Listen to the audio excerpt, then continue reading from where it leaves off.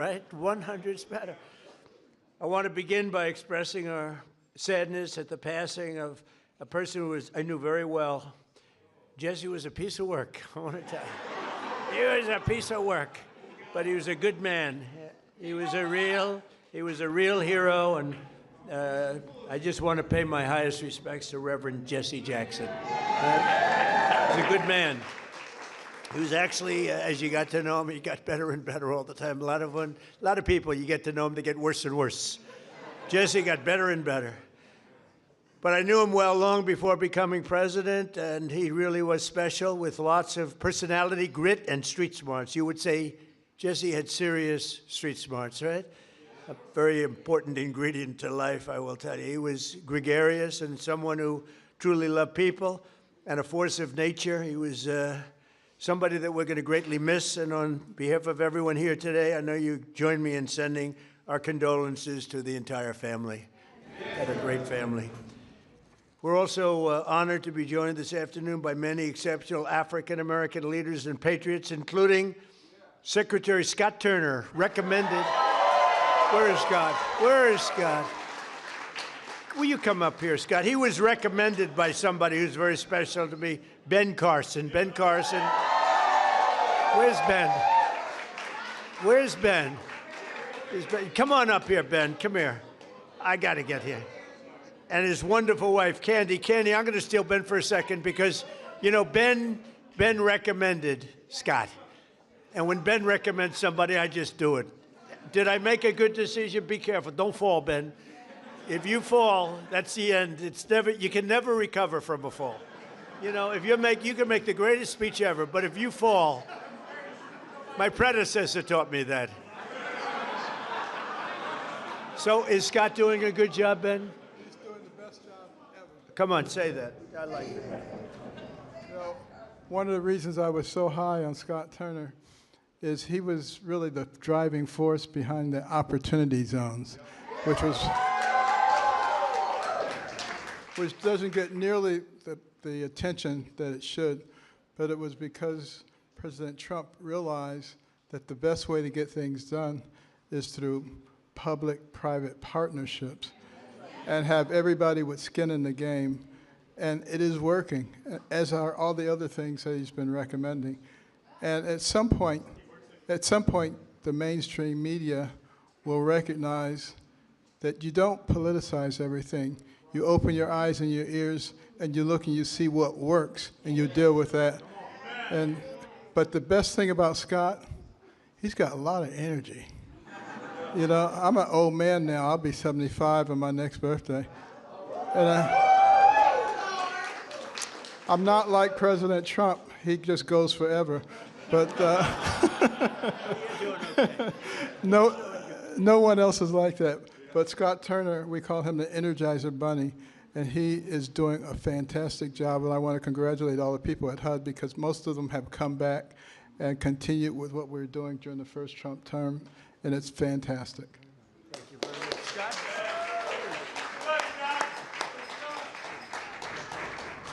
Well, just very briefly, thank you, Mr. President. We are so grateful for your leadership and for your heart for America.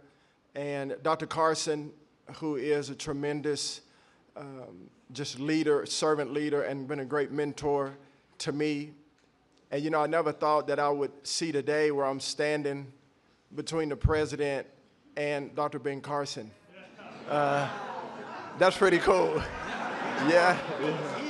And so I just want to say to everyone that's here, you know, as we celebrate this special day in not only Black history, but American history, this year that we've been here, you know, under President Trump, the Lord has been so gracious to us, and he's been faithful, and the president has been a tremendous leader in his work ethic, his heart for people.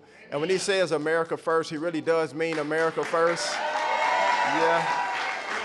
And so, and to be able to stand on the shoulders of Dr. Ben Carson and for the president to trust Dr. Carson at his word is truly humbling for me. And so to stand now as the servant leader and the secretary of HUD, I'm grateful to the Lord. I'm grateful to the president and Dr. Carson. And I promise you we will continue to do good work and to make not just housing affordable, and everybody achieve the American dream, but really to bring transformation, and so that those that are in our country who depend on subsidies and this, that, and the other will get off of that and live a life of self-sustainability. So God bless y'all.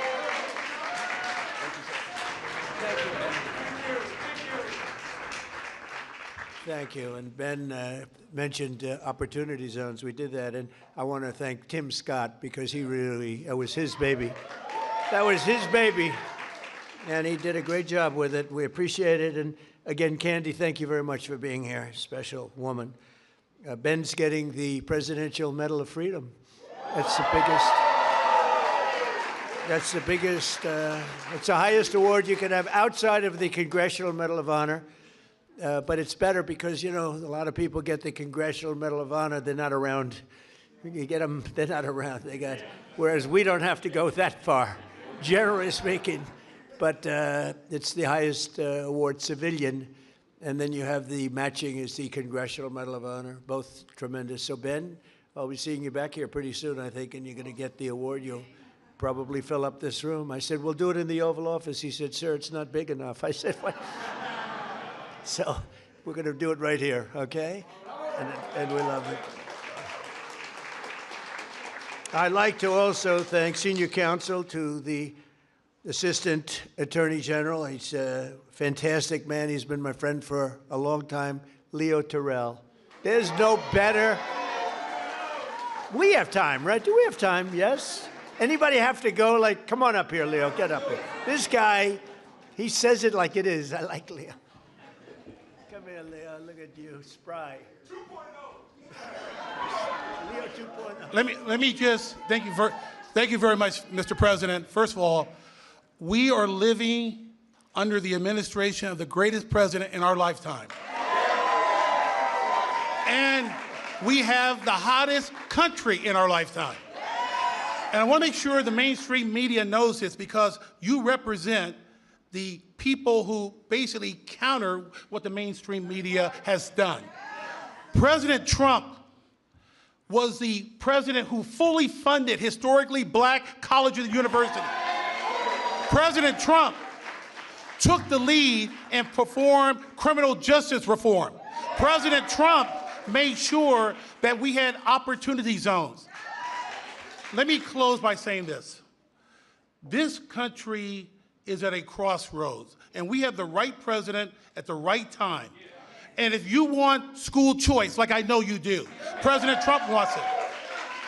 If you want a law and order society and secure border, President Trump wants that. And more importantly, I say this because this is the greatest country on the planet. American citizens should decide American election. Vote for the SAVE Act. Thank you. Leo 2.0. We love Leo. Thank you, Leo. That was very good. Yeah, 4 more years.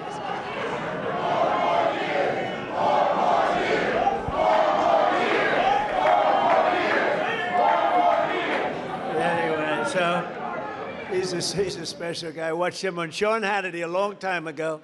He used to be a Democrat, you know. Leo was a Democrat. That's a long time ago, right? Can you imagine you were a Democrat? I can't imagine it. You'd see him with Leo 2.0 up in the hat. We love him. He's a great man, actually. General Counsel for the Department of War, Earl Matthews. That's a big deal. Thank you, Earl. Thank you very much. I see Johnny over there with a great book. How is the book doing? Good? What a great person you are. Great book. White House Pardon Czar. This is a big job. This is a big job. Alice Johnson. Alice? Where's Alice? What a sweetheart. I met Alice and she was incarcerated for what some people would say today is not even a fine, right, Alice? It's not even a fine. And I said, how long has she been in jail? 22 years. I said, 22 years. And right, Alice? And come on up here, Alice. Come on up. I said, 22 years, and she was on a phone call. This was over a phone call I know about fake phone calls too, Alice, you know, remember? They tried to get me in a fake phone call. But Alice was in jail for like 22 years. I said, how many years does she have left? 28. I said, 28 years left.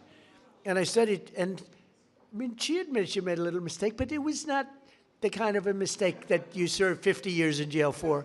Like maybe a couple of months, maybe less than that. And I said, this is the most unfair. And then when I met her, I fell in love. I found my wife was very upset with it. Our great First Lady did not like that, Scott. She didn't like it, but Alice is great. And say a couple of words. It was so ridiculous. 22 years, she had 28 left. And I said, let's get her the hell out. And we got her out. We did a commute. And then when I got to know her, she was so high quality, I said, full pardon. So she's cleaner than anybody in this room, even than my friend right here. She's cleaner. Because of that, she's cleaner than anybody in this room. Thank you, Mr. President. The feeling was mutual. I fell in love with this man, with his heart for this country, with his heart to really bring America back to the form of greatness that it deserved. And that's exactly what he has done. My story is truly a Joseph story. This president right here, President Donald Trump, brought me from the prison pit to the White House. Only in America could there be a story like my story. And President Trump is the only president who would have had the courage to bring someone like me, someone who received a second chance, but who knows more than someone who has sit among the captives, than someone who has been in captivity themselves. I did not get comfortable in my own freedom, but I went back. As Harriet Tubman said she did, she went back to draw many others into freedom. And President Trump has listened to those recommendations. There's so much more to come, because when you see me, you see a miracle, you see hope, you see second chances, and you see someone who is willing to roll up their sleeves and do the work, do the hard work to help individuals gain their freedom. President Trump did something historic in his first term. He signed the First Step Act into law. And for that,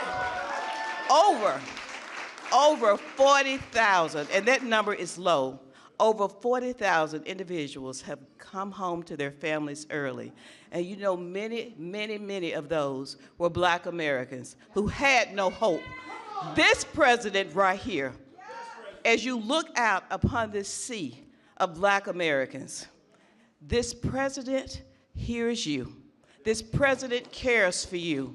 Don't let anyone tell you that this president right here, Donald Trump, is not for Black America, because he is. I'm standing here today as a testament to how he feels about Black Americans. There has never been a position like this. I don't know if there ever will be before. But I worked with him in his first term, and I'm proud to now officially have the title to make it happen. Let's get real with the realness. Let's get behind President Trump, who truly has turned our nation around and made us the envy of every country in the world. Thank you, Mr. President, and thank you, God, for recognizing and raising up this man to be the leader of the free world. I love you.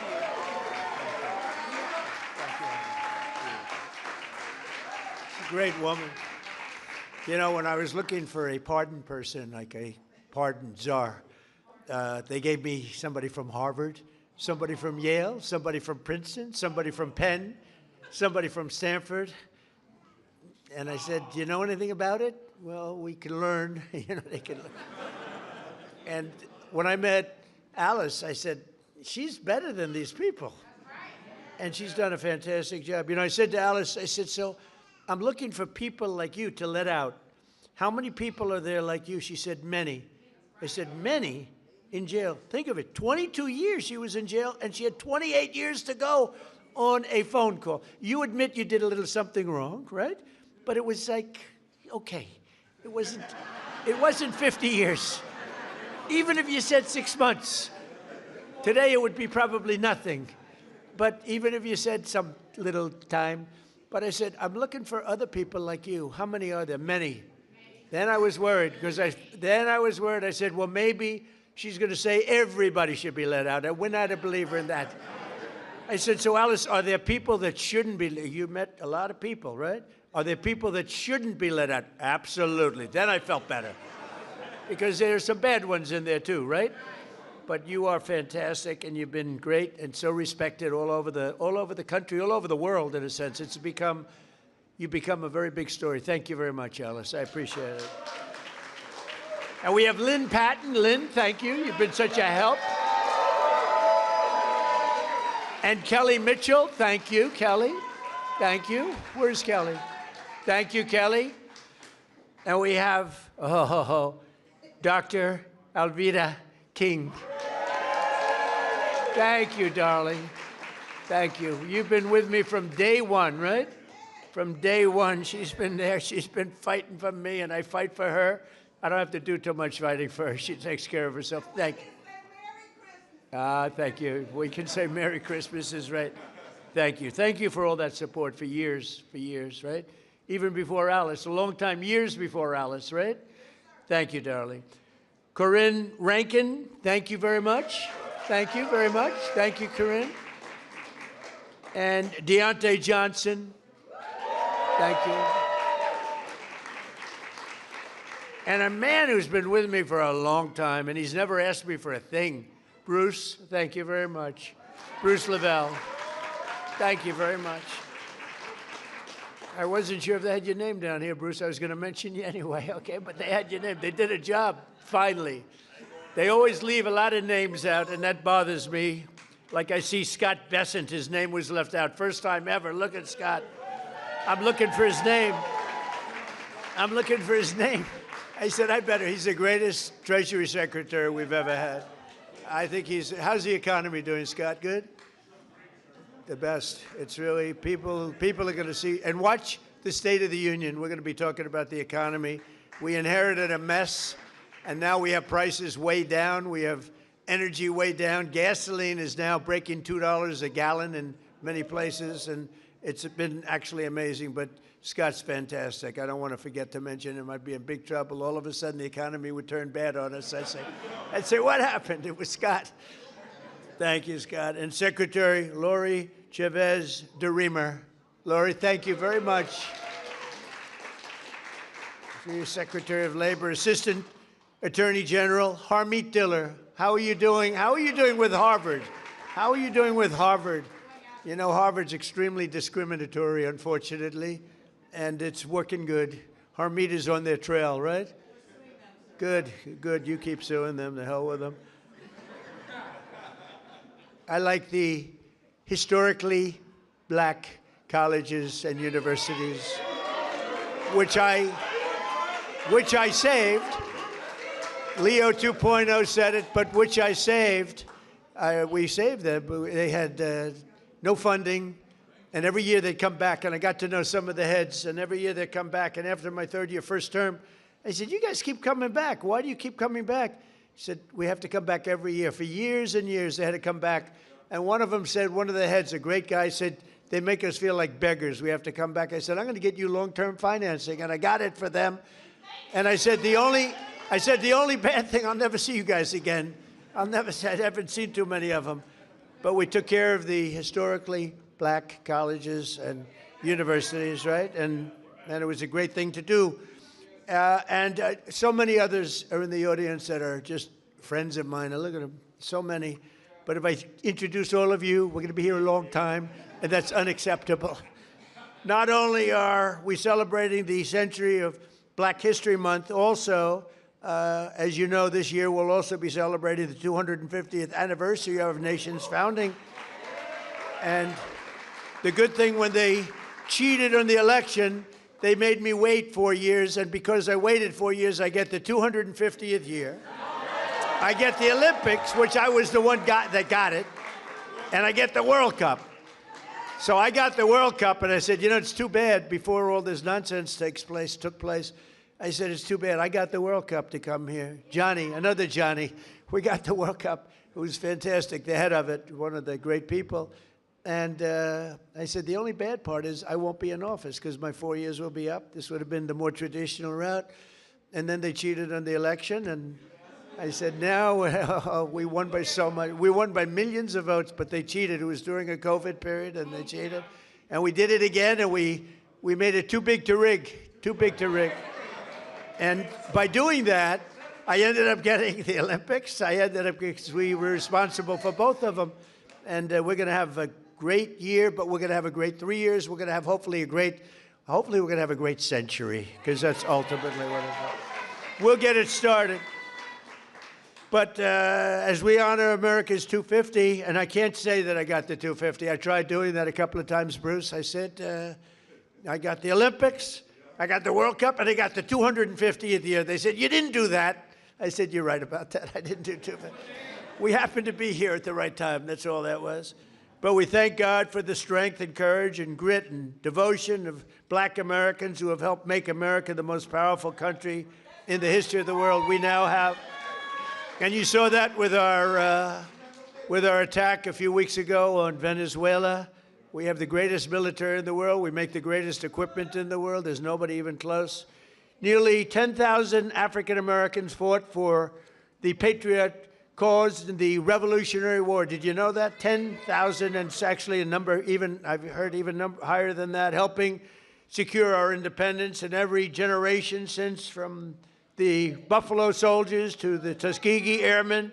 Black Americans have stepped forward to defend the flag and to defend our country like few others, really, like few others. And you've never really been given the recognition that you should get for that. You know that, Ben?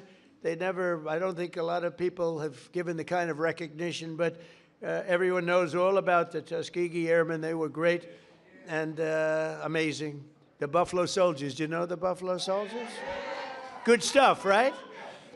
From jazz to the blues, that you know, that you do get recognition for. Jazz, the blues, from rock and roll to rap, black artists like Chuck Berry, Muddy Waters. How about Nicki Minaj? Do we love Nicki Minaj? Right? I love Nicki Minaj. She was here a couple of weeks ago. She's so beautiful. Her skin's so beautiful. I said, Nicki is so beautiful. Her nails are like that long. I said, Nicki, are they real? She said, she didn't want to get into that. But she was so beautiful and so great, and she gets it, you know, more importantly, frankly, she gets it. But black leaders from Frederick Douglass to Martin Luther King, right, little relative over here, have made our country freer, and really what they've really done is made life more just. And black athletes have inspired billions around the globe, from Sugar Ray Robinson, Sugar Ray Leonard also, by the way, great, what a great fighter. Muhammad Ali, who was a friend of mine. I put a picture of myself and Muhammad. It was another piece of work. You talk about a piece of work. But he could fight, couldn't he, huh? Mike Tyson, boy, I tell you, Mike has been loyal to me. Whenever they come out, they say, Trump's a racist. You know, it's like a statement. Trump's a racist. Mike Tyson goes, he's not a racist. He's my friend. He's been there from the beginning, good times and bad. But Mike Tyson's a great guy, and he was so loyal, always been loyal.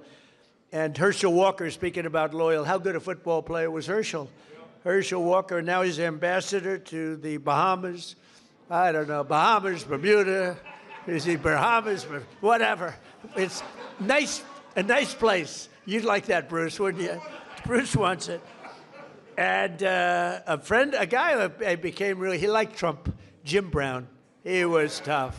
He'd come in, he was very silent. He was silent but deadly. He'd come in and he'd look at people, and if he didn't like them, he'd just look at me and he'd go, no good. He wanted to rip their heart out. I would say there can't be a greater football player than Jim Brown. By the way, Lawrence Taylor, great friend. The great Lawrence Taylor, the greatest defensive player probably in the history of football. He's a great friend of mine. And but I'm longer off the tee than him. You know why? Because I take the club back further. He takes the club back this far, and he hits it 200 yards. When you can do that, you're strong. He is a great guy, I'll tell you that. And all of this is a part of the legacy that we celebrate on July 4th, 2026, because Black History Month is really all about American history. And this is a big year. This is a big year for you. During my first term, I was honored to deliver unprecedented victories for Black Americans and all Americans, frankly. But Black Americans, I single-handedly secured record long-term funding for. I told you, the historically Black colleges and universities. I created nearly 9,000 opportunity zones with our great secretary. And also, I think we have to do, and as I said before, Tim Scott really, he came to me with that idea, and we put it into use, right, Scott? And I signed historic criminal justice reform into law. We got criminal justice reform. Just so you know, for 30 years, you, more than any other group of people, has been trying to get criminal justice reform, and they couldn't do it. And a group of people came to my office, and they asked me to do it. They couldn't get it. They needed 5 conservative votes in the Senate, and conservative was 5 conservative white votes in the Senate. And of the 5, all 5 of them were totally against, and I called them up, and they were great. They were great. And one of them was Senator John Kennedy, to be honest with you. He was not in favor of it, and I spoke to him, and he was 100%. He's a great senator, a great guy, and you know that he was a tremendous help. So we got criminal justice reform done and approved, and nobody thought it could be done. And it's no wonder that in 2024 we won more African-American votes than any Republican presidential candidate in history. And just over 1 year ago, we had a dead country. We were a dead country. Scott just said it. We were dead as a doornail. We had an idiot as a president. We had a man that was not a president. Number one, he didn't win the election. He was not a president. Yeah, right. He was a real beauty, wasn't he? He allowed 25 million people into our country. Many of them should not have been here. And we've done. Now we have, by the way, we went from the worst border in history to the best, by far, the best border in history. But I had the support of many people, Bruce. I had the support of many people in this room, and we've got right now the hottest country anywhere in the world. King of Saudi Arabia told me that. He said, you were a dead country a year and a half ago. Now you're the hottest country in the world. We're the hottest country right now anywhere in the world. And you're a big part of it. And you're a big beneficiary. I tell you what, take a look at your 401ks. Has anybody got a 401k that's lower than it was? Better put your hand down. Lower than it was a year ago? They're double. I mean, they are through the roof. The stock market has hit 53 all-time record highs since the election. And earlier this month, the Dow Jones Industrial Average rose above 50,000 for the first time ever. Right, Scott? First time ever. And also, you know, they don't talk about this. The S&P broke 7,000. So when I got elected, they said, for the S&P to break 7,000 within 4 years would be a great achievement for the president. And for the Dow Jones to break 50,000 would be a great thing, but it's not possible. They were talking about in 4 years. Scott, they said in 4 years it would not be possible to break 50,000 or 7,000 under these two very important, call them a metrics. And you know what happened? We broke it before the end of my first year. So, right? So we did something. So they said we couldn't do it in 4 years. We did it in 1 year. More Americans are working today than at any time in American history. So we have more Americans right now working than at any time. And you know, when I say this stuff, I get the fake news back there, a lot of it. Thank you. I agree. Sometimes we have to be very careful because they actually go, and it's not pretty, Leo. We have to get Leo and the DOJ involved. But think of that, Leo, think of that. More Americans are working today than any time in history. And since I took office, African-American employment has increased by 182,000, the highest ever. Jobs. 182,000. Nearly 500,000 black Americans have rejoined the labor force since we took office. 500,000 wages for workers have increased $1,000, $2,000, even $3,000, and even sometimes, in some cases, $5,000 a year. That's faster than inflation. So wages have gone up at a much faster clip than inflation. We took over the worst inflation in the history of our country. They say 48 years or 49 years. I said that, I said inflation under Biden has went up more than at any time in the history of our country. They said, he's not right about that. It's 49 years. I said, all right, I'll accept that too. Actually, I think it sounds worse, Harmaine. I think for some reason, because when you say the worst ever, but when you say the worst in 49 years, I'll take that, right? The fake news got me on that one. I think I was right, by the way, but I'll accept 48 or 49 years. But for the first time in many years, 100% of all net job creation is going to American-born citizens. Think of that, 100%. And in the last administration, it was going mostly to illegal aliens that came in, many of them murderers and others. Last summer, we passed the largest working-class tax cuts in the history of our country. That includes no tax on tips, no tax on overtime, no tax on Social Security for our great seniors. And you're going to see that. It just kicked in on January 1st. You're going to see tremendous results, and they're already seeing it. And I think we're going to have GDPs. We're going to have numbers that nobody's ever seen before, Scott. Joining us this afternoon, and really somebody that is fantastic, Annetta Bradford. In 2019, Annetta and her husband opened an incredibly successful coffee shop in Arkansas named Hebrews 11:1. That's an interesting name. No one thinks that the no tax on tips matters. Well, it does matter, and it mattered a lot to Annetta. And she was able to grow her business just in a short period of time and hired more employees. And she's making a fortune. I'd like you to give some of the people in that room some of that money, Annetta. You should make it a lot. Annetta, come in. Arnetta, come. Where are you? Arnetta, come on up here, Arnetta. Come on up. Hi, darling. Please, let me move that down. I can't do anything first but say to God be the glory. Amen. I have no business being here other than him having me here. And so, I'm not going to do it. I'm not going to preach. I'm going to settle myself. Thank you so much for inviting me and having me here. It's such an honor to be here today. Hebrews 11:1.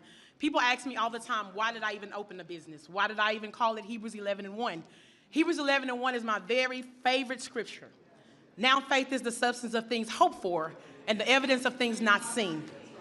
That scripture has walked with me, it has grown me from a little girl on up.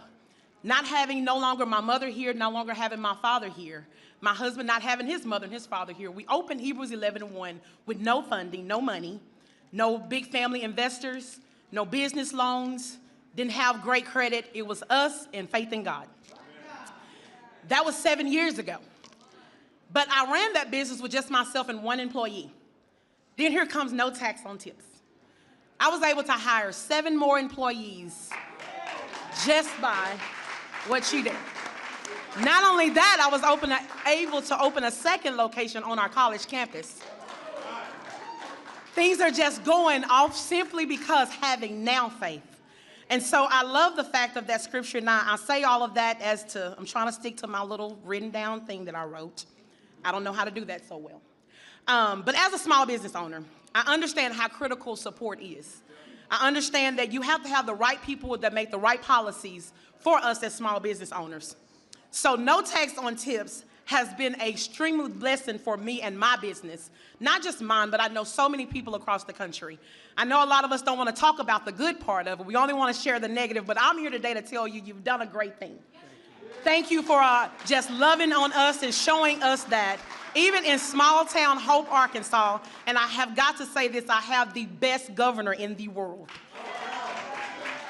I don't only just call Sarah my friend, I call her my sister. And so that's why I am here today to just tell you that no tax on tips has been an amazing blessing for me. President Trump has been an amazing blessing for me. And at the end of the day, Jesus has been an amazing blessing for me. I love you guys, and thank you so much, because I am a youth pastor, but I will not preach on today. I love y'all. Thank you so much. Thank you. Good job, huh? So thank you very much, Arnetta. And we can't provide opportunity for the next generation if we do not also have a thing called law and order. We need law and order. You know, Washington, D.C. is amazing. It was a crime capital. It was a horror show. A year ago, it was really dangerous, and now it's one of the safest cities anywhere in the country. And we're in Memphis, Tennessee now, where it's like a different world. In 4 months, we've made it safe. We're in Louisiana, as you know. We're in lots of other places, and we have the lowest crime numbers that we've had in many years. We have the lowest murder numbers in 125 years, since 1900. And that's despite the fact that a lot of people are here, but those people have been taken out. Lots of them have been taken out. That's why we stopped the invasion at the southern border. And just 1 year ago, and think of this, 1 year ago, we had the absolute worst border that we've ever had, and now we have the safest border that we've ever had. So it's going to be really something. 125 years ago, that's before my father was born. I had a wonderful father, but that was before. So we have, murders are down from 125 years. We had the best numbers. When you think about it, that's pretty incredible. And those numbers are made up by Democrats. Can you believe it? They don't want to give me those numbers. They can add a couple of people here and there. But I've also deployed the National Guard to bring back safety to Memphis and to New Orleans and Washington. And the National Guard has been incredible, and people are safe. In the case of Washington, the restaurants were all closing up. People were getting really badly hurt and killed, frankly, many people killed. And now you can walk down the street and you have nothing to fear. We have one of the safest cities in the world, and it happened very fast, Bruce. One of those who knows the importance of this mission is Felicia Cook, a lifelong Washingtonian who tragically lost her grandson to violence in 2017. Felicia, we're so sorry, and you are a spectacular person. If you could say a few words, please. Thank you very much. Yes, come on in. Oh, yeah. Oh, help her up. We don't want any mistakes. Come on in. First of all, can I have a hug? Yes, you can. Thank you, darling. That's so nice. I like her. Please. I like him too. One thing I like about him, he keeps it real, just like Grandma. I appreciate that because I can trust him because he tells exactly how he feels and what he thinks. Thank God for this president. I am filled, my cup runneth over. Because he allowed his constituents, his people, to come to my house to interview me, to talk about the murder of my grandson. It seemed like nobody cared. I'm an advocate for murder. I marched, I rallied, I pulled out other families in the District of Columbia that had murders and did not have answers. Ooh. We marched and we rallied, and nobody heard me, Democrats. Get mad at me. Until this Republican sent his constituents, his people out there to interview me in my home. Have you ever heard of a thing? Then they invited me twice before Congress to testify for the beautiful bill that's going to change crime in the district. If you kill somebody, okay, you take a life, you do life. Just that simple. If you do a harsh crime, you do harsh time. Just that simple. And then we need National Guard, and which we did years ago. He brought it on. I love him. I don't want to hear nothing you got to say about that racist stuff. And don't be looking at me on the news, hating on me because I'm standing up for somebody that deserves to be standing up for. Get off the man's back. Let him do his job. He's doing the right thing. Back up off of him. And Grandma said it.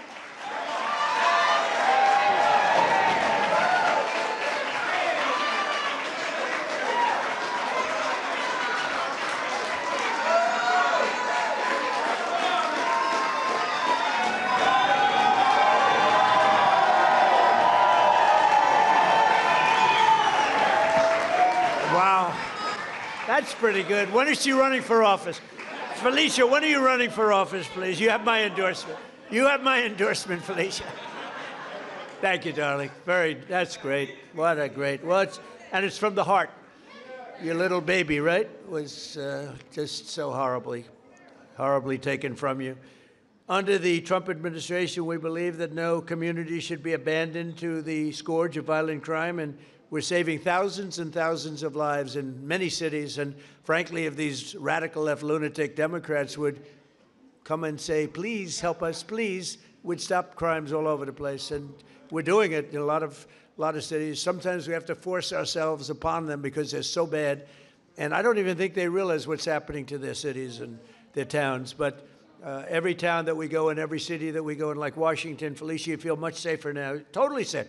You can walk to a restaurant. The restaurants were all closing. Now you can't get a restaurant. The bad news is you can't get into a restaurant. But it's a great thing to see what's happening in Washington. It's like it's a hot place, and hopefully people will be coming in record numbers. And it's been, well, I know we need a little help. You need help in Atlanta. He just said, you're right, Atlanta, we could take care of Atlanta. I'll tell you what, you ought to get them to call me. We could take care of Atlanta so fast.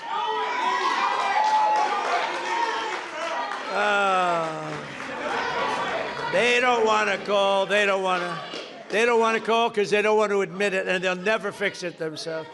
Don't forget, we move people out. We don't just go in and, be tough guys. We move people out. We take career criminals and we get them out. We bring them back to the country from where they came. And think of it. 90% of the crime is caused by 2% of the people. Think of it. So when you get the criminals out, you solve a lot of problems. Another way that we're fulfilling our duty to the next generation is the single biggest thing that's happened having to do with schools and education. It's called school choice in our great, big, beautiful bill. Our beautiful bill, which really covers 4 years. We put it all together. That's why we call it the great, big, beautiful bill. This will help millions of African-American children and ensure that no child is condemned to a failing government or a horrible school. And we have a person here who's fantastic on this subject. Greta, would you please come up? Please, Greta, come on up. Thank you. And her beautiful daughter. Thanks, Greta. Thank you very much. God bless you. Happy to meet you. Well, I ditto, to God be the glory. And we're grateful for our president. He's doing some tremendous work. And I want to remind those that don't know that this was prophesied. So you weren't supposed to have the second term when it came about. This is your season. And God said that it was going to be rough the first 2 years and that things were going to happen. But then the last 2 years are going to be great. Well, I hope and so. yes, you're going to do some tremendous things. And so for that, we thank you. On behalf of all the mothers all around the world, I'm from Texas. I live in a zip code that I didn't have an opportunity to have a choice to go to school. And so when I raised my children, I wanted a better opportunity for them. And I'm so grateful to ACE scholarships and all of the doors that the president is opening for education. My son was in a school that he didn't have any voice, and he found drugs in school. And he died. And so I'm here today to just show my appreciation for all the moms around the world. We have a choice now. This choice is so important to mothers. I have a child that, because I had a choice, she's in private school. She's thriving. She's thriving. She's going to be an anesthesiology nurse, and she's doing great. And ACE scholarships was a big part of that. Changing education changes everything. Thank you, sweetheart. Changing education changes everything. In my zip code, it feels like we were locked in a cage, and being locked in a cage and can't get out.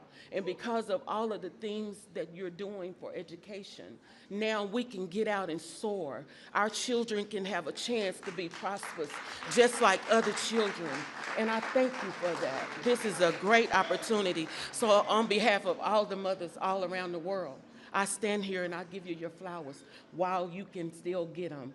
Thank you. Thank you. I appreciate you. Give me a hand. Thank you, sweetheart. And this is your... Look how beautiful.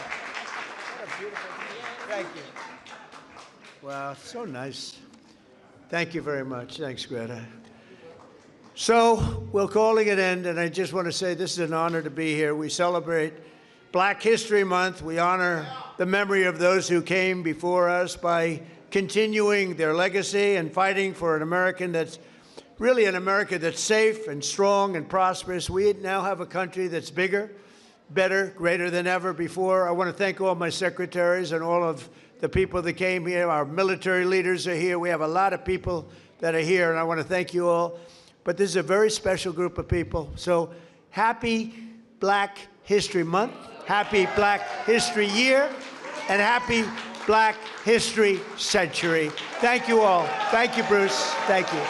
Thank you very much, everybody.